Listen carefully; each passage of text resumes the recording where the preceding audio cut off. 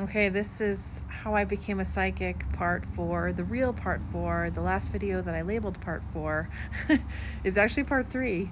But because I'm all over the place with this, I mislabeled it. Anyways, so after my crisis of faith, where I was really, really struggling with my loss of the sense of God in the world, I had to, and I knew I needed to, rediscover like a healthier way to be with that, and kind of recreate my sense of faith organically on my own without anyone having taught it to me or told it to me, my own belief, basically. And so what I did was I studied Jungian psychology, which is the study of dreams and myth and archetypes. And I studied that for the past 2 years. And I also observed nature and thought about nature and thought about things like quantum physics and particle physics, and tried to understand things scientifically, and as well as like naturally through things like Chinese medicine, just observation of nature, how nature works, how nature seems to work anyway. And I cobbled together my own sense of reality, my own intuitive sense of reality. And I'm now in a place where I feel like the alchemy is complete regarding this topic. I think alchemy continues on throughout our lives. We are always changing and evolving. But regarding my spirituality, regarding my intuition, being a psychic, doing psychic work, energy work, I feel like the alchemy is complete, and I feel comfortable now. I have a much more mature and wise way of expressing how I work, how I see things, how I'm able to do intuitive readings. Before I would just say I was led by spirit.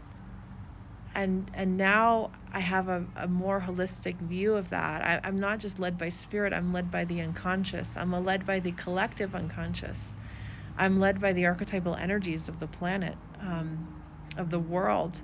I'm led by my own inner wisdom and the things that I've gained throughout my life, through my own direct experience.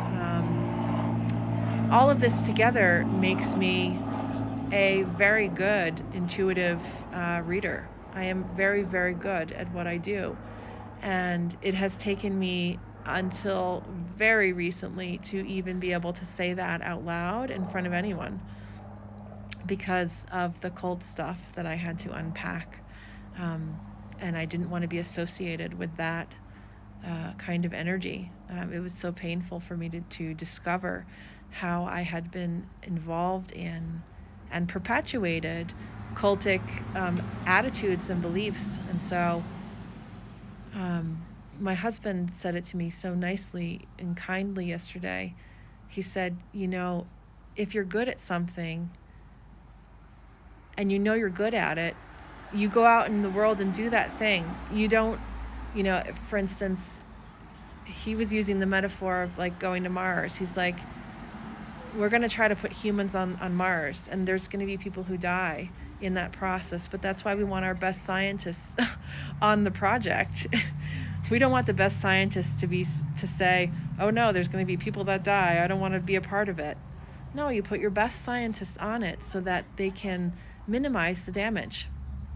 And so that reframe really helped me to plunge myself back into the psychic world, into the energy reading world, and to share the fruits of my labor over the last 9 years of exploring energy and trying to understand how to be human in the world, and also hold my own goodness, my own gold, not put it on anyone else.